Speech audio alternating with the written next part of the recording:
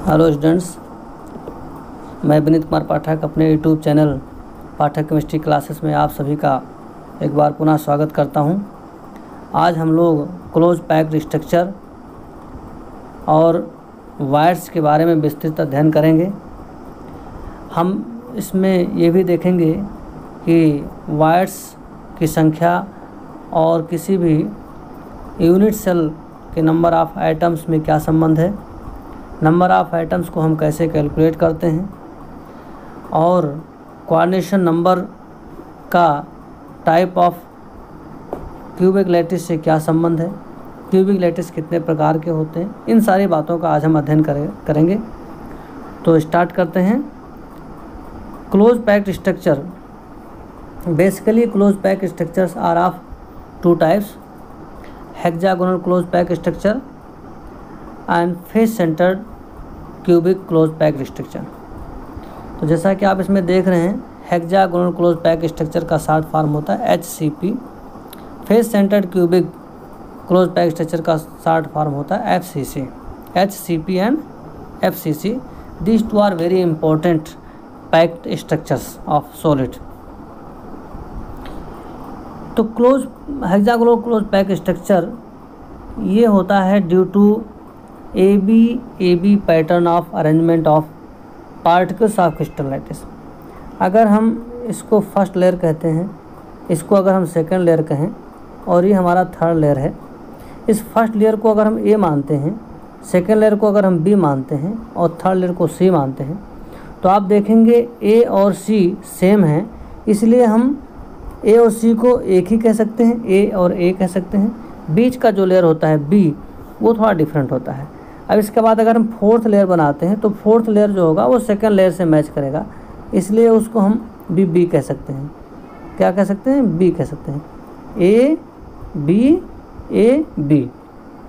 तो इस टाइप के पैकिंग में होता क्या है कि जो फर्स्ट लेयर के जो स्फेयर्स होते हैं वो थर्ड लेयर के स्फेयर से एग्जैक्टली अलाइन करते हैं, परफेक्टली अलाइन करते हैं, वर्टिकल भी और हॉरिजॉन्टल भी, दो तरीके से अलाइन करते हैं, एक दूसरे के जस्ट ऊपर नीचे होते हैं। जबकि जो सेकंड लेयर होता है, इस सेकंड लेयर का स्फेयर ना तो फर्स्ट लेयर के स्फेयर के साथ में अलाइंड होता है और ना ही थर्ड लेयर के स्फेयर्स के साथ में अलाइंड होता है, इसलिए हम फर्स्ट लेयर को A और सेकंड लेयर को B कहते हैं और ऐसे पैटर्न का नाम होता है AB पैटर्न। क्योंकि जो थर्ड लेयर होगा वो लेयर 1 से मैच करेगा, उसके स्पेस लेयर 1 के ऊपर नीचे होंगे एग्जैक्टली, और जो लेयर 4 होगा उस लेयर 4 के जो स्फेयर होंगे वो लेयर 2 के स्पेस के जस्ट ऊपर नीचे होंगे और सेकंड लेयर और फोर्थ लेयर परफेक्टली अलाइंड करेगी। अब ऐसे में अगर सेकंड लेयर को B कहते हैं तो थर्ड लेयर हमारा A था, तो फोर्थ लेयर क्या हो जाएगा? फिर से A हो जाएगा। तो इस प्रकार से सेकंड B है तो हमारा फोर्थ भी B होगा, तो इसलिए हम इसको AB पैटर्न ऑफ पैकिंग कहते हैं। तो जब भी AB पैटर्न ऑफ पैकिंग से कोई स्ट्रक्चर पैक्ड स्ट्रक्चर बनता है तो उसको कहते हैं hexagonal close packed structure. The close packed crystal planes are stacked in a sequence of AB dot then resulting close packed structures are called hexagonal close packed structure. दूसरा category होती है, वो होता है face centred cubic close packed structure का। Face centred cubic close packed structure में क्या होता है, यहाँ पर 3 लेयर्स होते हैं एक दूसरे के ऊपर नीचे, जिसमें से कोई भी लेयर का कोई भी स्फेयर एक दूसरे के ऊपर नीचे परफेक्टली अलाइन नहीं होता। अगर इसको हम लेयर 1 मानते हैं, इसको 2 मानते हैं और इसको 3 मानते हैं, तो आप देखेंगे इन तीनों लेयर्स के कोई भी स्फेयर एक दूसरे के ऊपर नीचे परफेक्टली वर्टिकल और हॉरिजॉन्टल अलाइनमेंट नहीं रखते हैं। इस वजह से हम ऐसे पैक्ड स्ट्रक्चर्स को ABC पैटर्न ऑफ पैकिंग कह सकते हैं, ABC। अब जो फोर्थ वन होगा इस लेयर, वो फोर्थ वन का जो स्फेयर होगा वो फर्स्ट लेयर के साथ में अलाइंड करेगा, यानी जो फोर्थ लेयर होगा उसके स्फेयर और फर्स्ट लेयर के जो स्फेयर होंगे वो परफेक्टली अलाइंड करेंगे, सेकेंड लेयर का फिफ्थ के साथ में और थर्ड लेयर का सिक्स्थ लेयर के स्फेयर के साथ में परफेक्ट अलाइनमेंट होगा। इसलिए इस टाइप के पैकिंग के पैटर्न को हम कहते हैं ABC पैटर्न ऑफ पैकिंग। आप इसको ऐसे डिफाइन कर सकते हो, the close packed structure in which crystal planes are stacked in a sequence of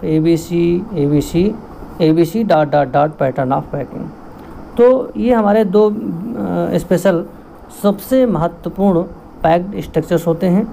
अब हम बात करते हैं थोड़ा सा वाइड के बारे में। ये बहुत इंपॉर्टेंट है, एग्जाम में खूब आता है।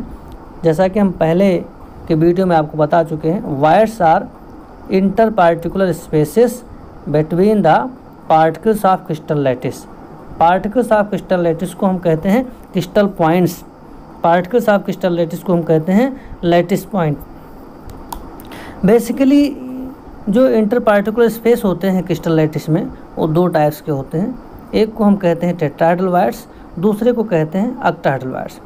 टेट्राहेड्रल वायर्स वो वायर्स होते हैं, वो इंटर पार्टिकुलर स्पेस होते हैं, क्रिस्टल लैटिस के बीच में पड़े हुए वो 3 डायमेंशनल स्पेसेस होते हैं, जिनके चारों तरफ 4 स्फेयर्स होते हैं, 4 लैटिस पॉइंट होते हैं, या कह सकते हो 4 कांस्टिट्यूएंट पार्टिकल्स होते हैं।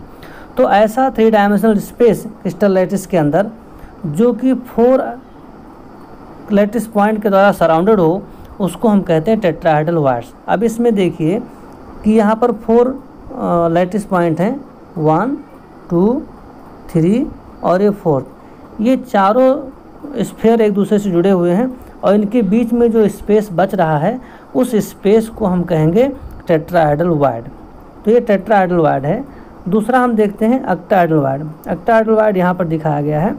ऑक्टाहेड्रल वायड वो स्पेस है किसी क्रिस्टल लैटिस में जो 6 एटम के द्वारा सराउंडेड होता है, 1 2 3 4 5 और 6। जब किसी क्रिस्टल लैटिस के अंदर 6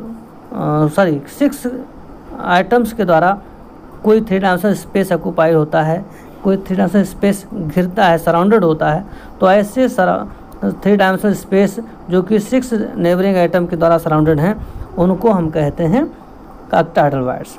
तो डिफाइन कर सकते हो, tetrahedral voids are the spaces surrounded by 4 neighbour atoms in the crystal lattice, and octahedral voids are the spaces surrounded by 6 neighbour atoms in the crystal lattice. अब किसी भी क्रिस्टल लैटिस में टेट्राहेड्रल वायर्ड कितने होंगे और ऑक्टाहेड्रल वायर्ड कितने होंगे, इसको आसानी से हम काउंट कर सकते हैं, इनकी गिनती कर सकते हैं। लेकिन इनकी गिनती करने से पहले हमें जानना होगा कि किसी क्रिस्टल लैटिस के क्यूबिक लैटिस में, या कह सकते हो यूनिट सेल में, कितने आइटम्स हैं, ये जानना पड़ेगा। अगर हमको किसी भी क्रिस्टल लैटिस के यूनिट सेल में नंबर ऑफ आइटम की जानकारी हो, तो हम ये भविष्यवाणी कर सकते हैं, ये बता सकते हैं, ये प्रेडिक्ट कर सकते हैं कि उस क्रिस्टल लैटिस में कितने नंबर ऑफ आइटम्स होंगे, कितने नंबर ऑफ टेट्राहेड्रल वायर्स होंगे और कितने ऑक्टाहेड्रल वायर्स होंगे। अब इनकी गिनती कैसे करते हैं, ये देखिए।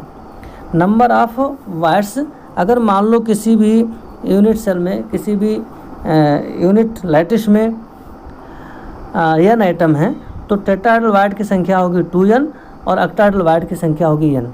यानी कि नंबर ऑफ आइटम अगर n है तो ऑक्टाहेड्रल वायर्ड की संख्या भी n होगी और टेट्राहेड्रल वायर्ड की संख्या उसकी जस्ट डबल होगी।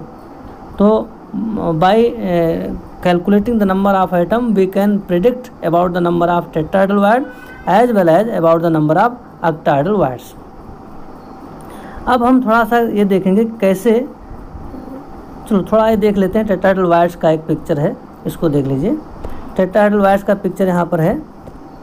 इसमें देखिए 1 2 3 आइटम्स ऊपर में है और एक आइटम में देखो बीच में नीचे दिख रहा है, 4 आइटम्स हैं और इन 4 आइटम्स के बीच में कुछ स्पेस है और इसी स्पेस को हम कहेंगे टेट्राहेड्रल वायर्ड। ये टेट्राहेड्रल वायर्ड का एग्जाम्पल होगा।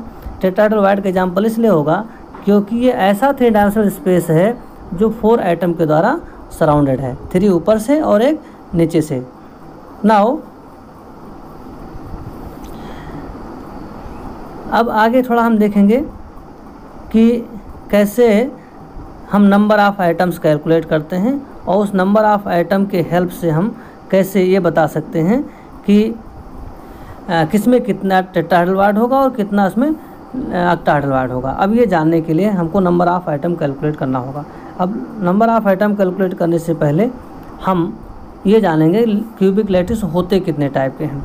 ये जानने के बाद ही नंबर ऑफ आइटम हम कैलकुलेट कर सकते हैं। तो क्यूबिक लैटिस बेसिकली 3 टाइप्स के होते हैं: simple cubic lattice, body centred cubic lattice and face centred cubic lattice. अब सिंपल क्यूबिक लैटिस क्या होता है ये देखिए।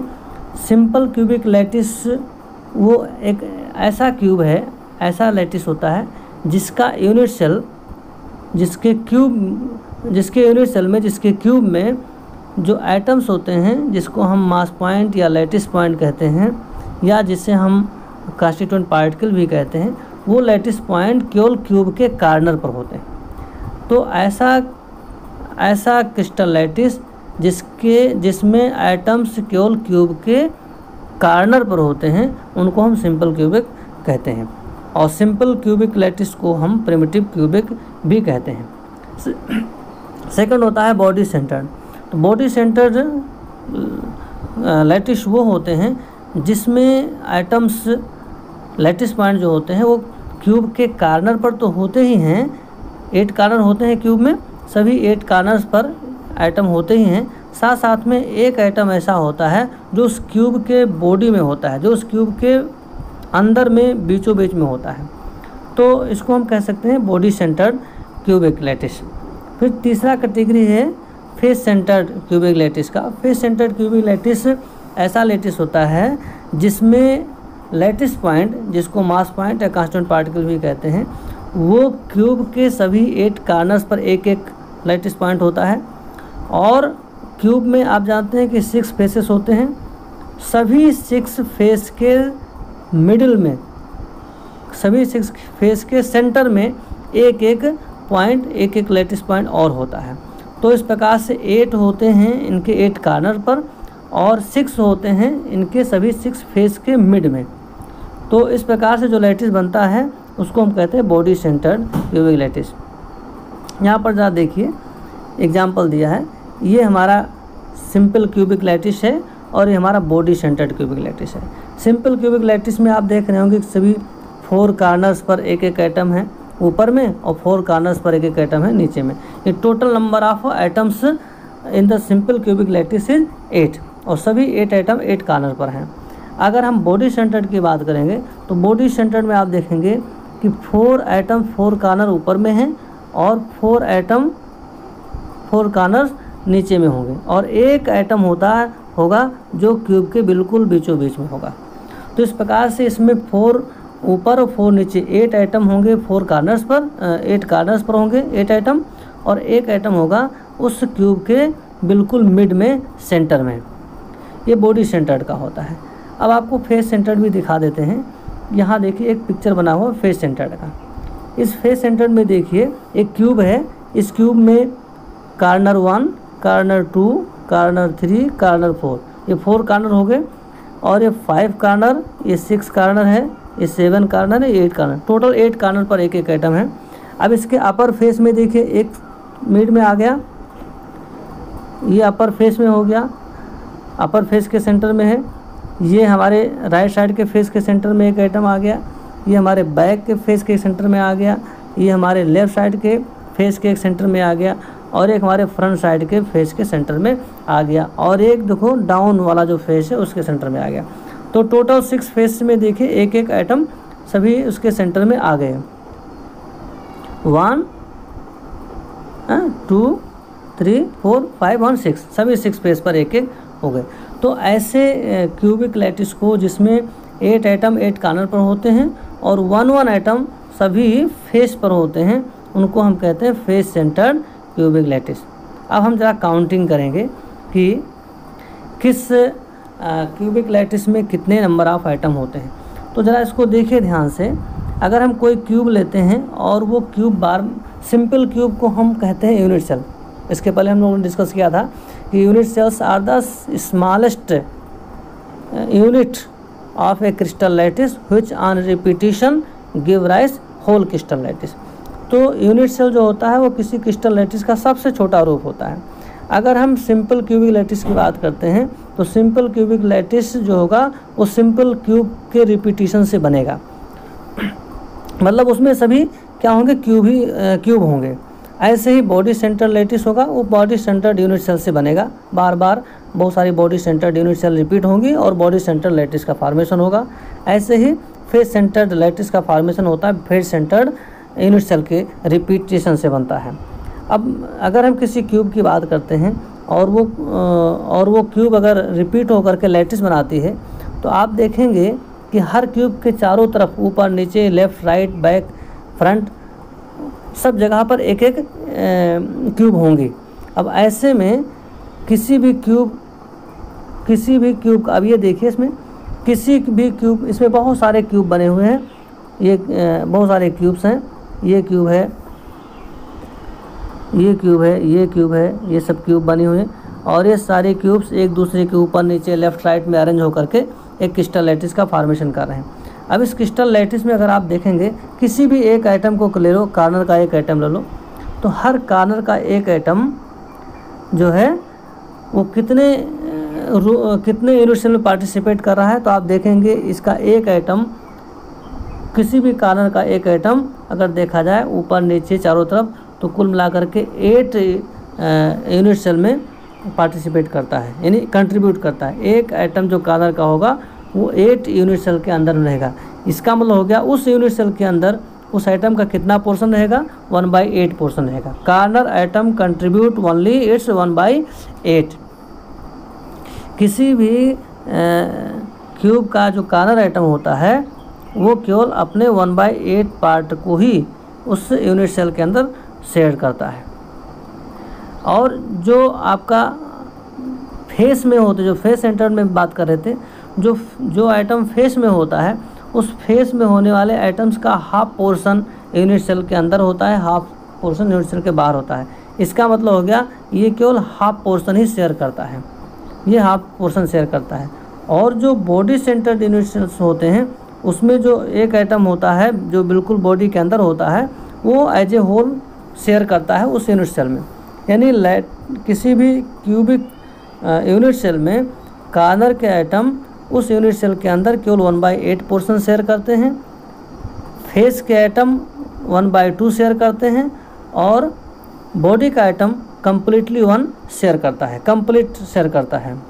तो इस प्रकार से अगर हम बात करें इसमें, तो आप, ये तो सिंपल यूनिट सेल है और सिंपल क्यूबिक यूनिट सेल है, ये सिंपल क्यूबिक यूनिट सेल है। और इससे बनने वाला जो लैटिस है, ये होल लैटिस जो बन रहा है, ये होल लैटिस को हम बोलेंगे सिंपल क्यूबिक लैटिस।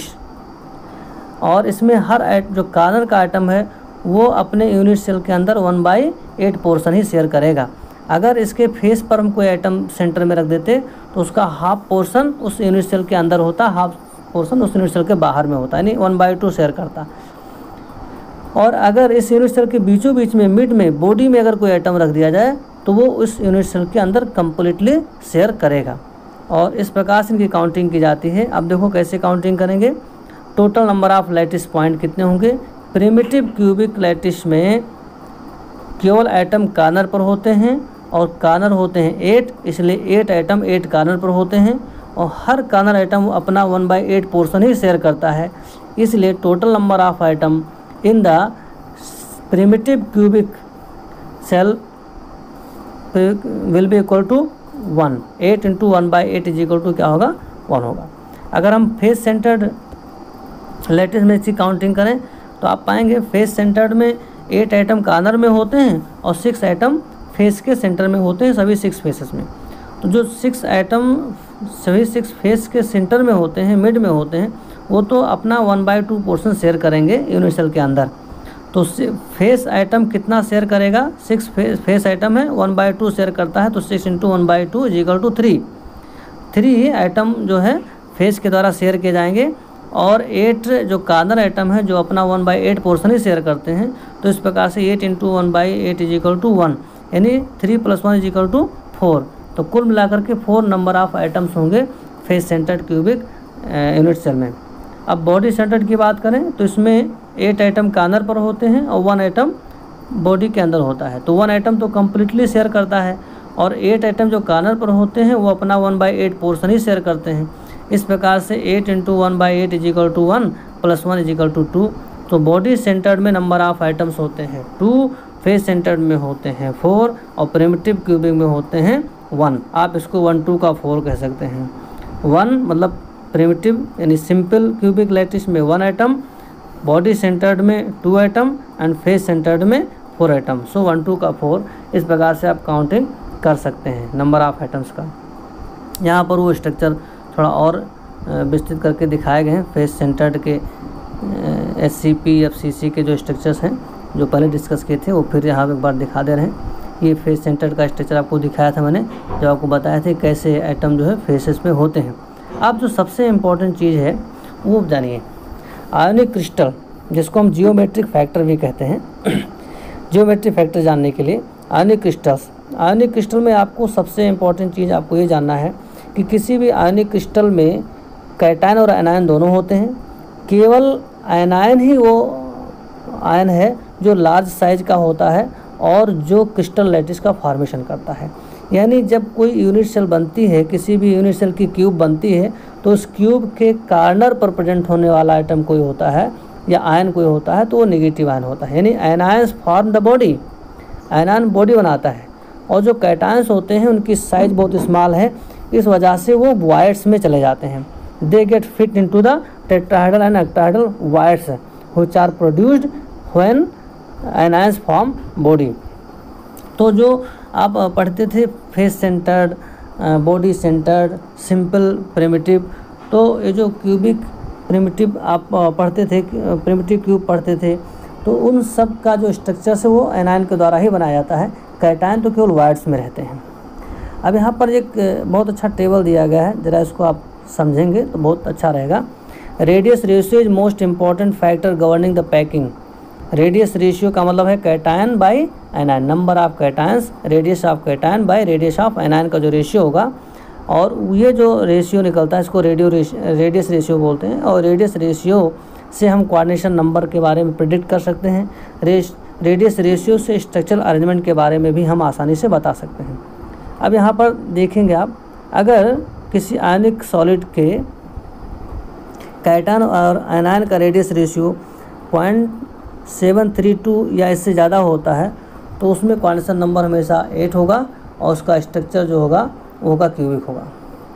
अगर किसी आयनिक सॉलिड में कैटायन और एनायन के रेडियस रेशियो 0.414 से 0.732 के बीच जाता है तो उनका कोऑर्डिनेशन नंबर होगा 6 और उनका जो स्ट्रक्चरल अरेंजमेंट होगा ऑक्टाहेड्रल अरेंजमेंट।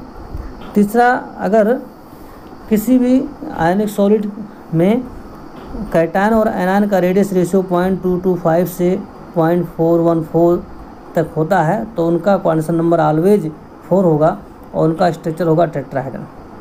ऐसे ही अगर किसी आयनिक सॉलिड में कैटायन और एनायन का रेडियस रेशियो 0.155 से 0.225 के बीच होता है तो कोऑर्डिनेशन नंबर 3 होगा और स्ट्रक्चर उनका ट्राइगोनल होगा।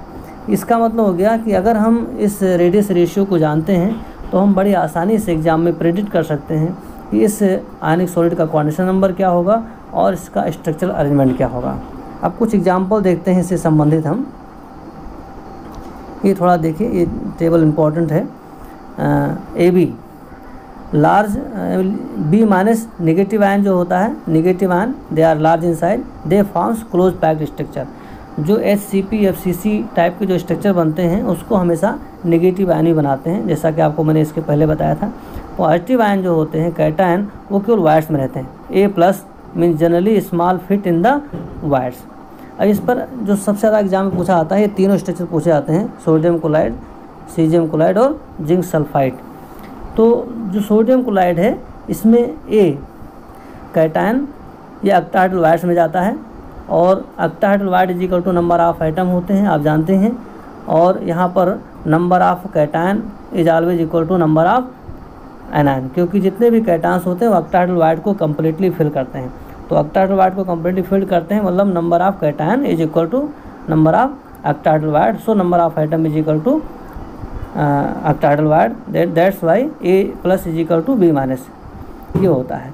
दूसरा आपका हो गया बॉडी सेंटर्ड क्यूबिक लैटिस। तो बॉडी सेंटर्ड क्यूबिक लैटिस जो होता है सीजियम क्लोराइड का है और इसमें A+ और B- दोनों आयंस जो होते हैं इक्वल संख्या में होते हैं। जिंक सल्फाइड में टेट्राहेड्रल वाइड्स में A जाता है, तो इसका मतलब हो गया कि 1/2 फिल होगा। नंबर ऑफ आइटम जितने भी होंगे उसका हाफ पोर्शन ही कैटायन के द्वारा फिल होगा, क्योंकि कैटायन और एनायन, जिंक आयन और सल्फाइड आयन दोनों की संख्या बराबर होती है, और नंबर ऑफ आइटम जो होंगे वो एनायन पर डिपेंड करेंगे, और एनायन जितने होंगे उतने ही ऑक्टाहेड्रल वाइड होगा, और ऑक्टाहेड्रल वाइड का दूना टेट्राहेड्रल वाइड होगा। और आप जानते हैं एक कैटायन यहाँ पर टेट्राहेड्रल वाइड में जाता है, तो आधे ही टेट्राहेड्रल वाइड फिल होंगे, आधे बचे रहेंगे। तो इस प्रकार से कुछ एग्जांपल्स आपको आगे दिखा रहे हैं। देखिए, सबसे इम्पोर्टेंट एग्जांपल है रॉक सॉल्ट। ये काफ़ी एग्जाम में पूछा आता है। तो रॉक सॉल्ट में सोडियम आयन का रेडियस होता है 1.02 एंगस्ट्रॉम, और क्लोराइड का होता है 1.81 एंगस्ट्रॉम। रेडियस रेशियो इनका निकलता है 0.563, और 0.563 जो है उस किस रेंज में आता है, ये उस रेंज में आता है, यहाँ देखेंगे ये रेंज में आता है आपका 0.563, ये आपका इसमें आ गया, सेकंड पॉइंट में आ गया, ऑक्टाहेड्रल में इसमें आता है, और इसलिए इसका क्वांटेशन नंबर 6 होगा, और इसका स्ट्रक्चर जो होगा वो टेट्राहेड्रल होगा। आप इसको यहाँ देख सकते हैं, ये आप देखिए इसका जो ऑक्टाहेड्रल स्ट्रक्चर हो गया, क्वांटेशन नंबर C.N. मतलब हो गया ऑक्टाहेड्रल, क्वांटेशन नंबर इसका मतलब होता है, इसका 6 होगा। Chloride ions packed in FCC pattern, जो यहाँ पर पैकिंग होगा आपका, वो आपका होगा फेस सेंटर्ड क्यूबिक, और इसमें सोडियम आयंस होंगे enter the octahedral wide. Sodium ion जो भी होंगे वो ऑक्टाहेड्रल वाइड में रहेंगे, और इस तरह से स्ट्रक्चर बनेगा इसका। अब यहाँ पर देखिए, इसमें और भी एग्जांपल दिए गए हैं कि इस टाइप का स्ट्रक्चर और किस किस का होता है। तो ये स्ट्रक्चर होता है आपका बहुत सारे हैलाइड्स का होता है, ऑक्साइड्स का होता है। एग्जांपल है lithium iodide, lithium chloride, lithium bromide, lithium iodide, sodium bromide, sodium iodide, ये सारे एग्जांपल्स हैं, ये सारे एग्जांपल्स हैं। इन सभी आयनिक सॉलिड का स्ट्रक्चर यही होता है। स्ट्रक्चर सबका ऑक्टाहेड्रल है, क्वांटेशन नंबर सभी का 6 है, और इन सभी का जो रेडियस रेशियो है 0.563 है। इन सभी का जो पैकिंग स्ट्रक्चर है वो FCC है, फेस सेंटर्ड क्यूबिक क्रिस्टल है, लैटिस है। और सोडियम आयंस जो है इसमें सोडियम आयंस जो भी कैटायन होगा, केवल सोडियम आयन की बात नहीं करेंगे, सोडियम क्लोराइड है तो सोडियम आयन, और अगर लिथियम क्लोराइड है तो लिथियम आयन। इस प्रकार से जो भी इसमें एग्जांपल दिए हैं उन सभी के जो कैटायंस होंगे वो हमेशा ऑक्टाहेड्रल वाइड में ही रहेंगे। तो रॉक सॉल्ट का एग्जांपल है।